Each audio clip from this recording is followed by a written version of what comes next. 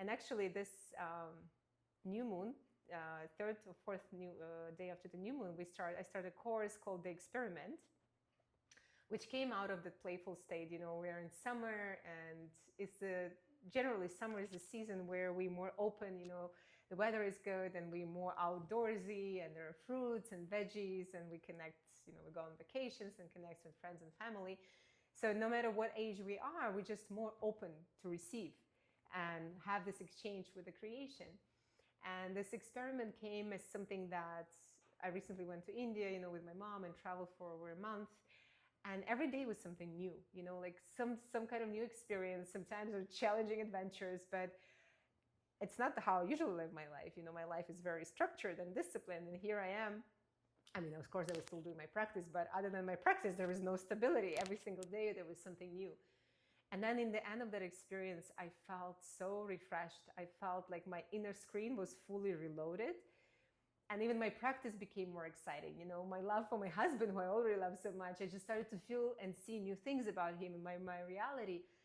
And I was contemplating, like, what made that change? And I was thinking of like this ability to be playful and experience new things at the same time, every single time closing the loop. It's like not just opening new tabs, but like, okay, I opened, I looked at you, I played with you, and then I closed you, so there is nothing pending that's like, oh, I need to return back to this, I need to return back to that.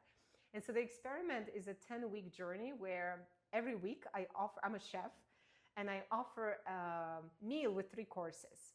The first course is that you choose something to add into your life for 1 week only. And there will be a theme. Like there were 10 weeks and then 10 different themes. Like, for example, one theme is body, right?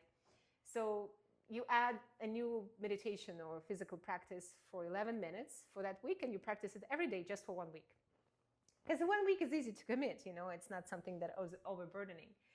And then another meal is you extract something from your life, a screen, a habit that is not very serving you, or whatever that is. And then the third meal is you deepening in something. I can offer what that can be, or you decide for yourself. Let's say if you work already on something, or you want to go deeper with that, this is the time where you're like, okay, I commit to 1 hour daily for this thing for 1 week again. And then I pair this meal with your astrological recommendation, with your blueprint. So then it kind of highlights of like, okay, if you do this, this is what the energies are, how are they supporting you, and how this can be helpful for your journey.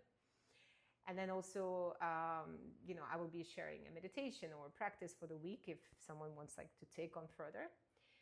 And because I mostly work with women, I also pair it with a menstrual cycle. Like, for example, I'm not going to take a chocolate from you if you're on your period, So I have played enough in the masculine world to know, no, we have our own rules, we have our own flow, literally. And so we need to honor that flow of life. And then in the end of the week, we have a call and we talk about these things, So this is a way of how one can be playful, how one can bring new habits into own life. Try them out. 10 weeks is a good time to experiment and then see what stays. But I guarantee that after that type of experience, after commitment, there will be sense of okay, more clarity coming. There is something that I like, there is something that I don't like. And this is actually something that is really helping me. So this is how I open my playground and invite everyone to play with me starting June 17th.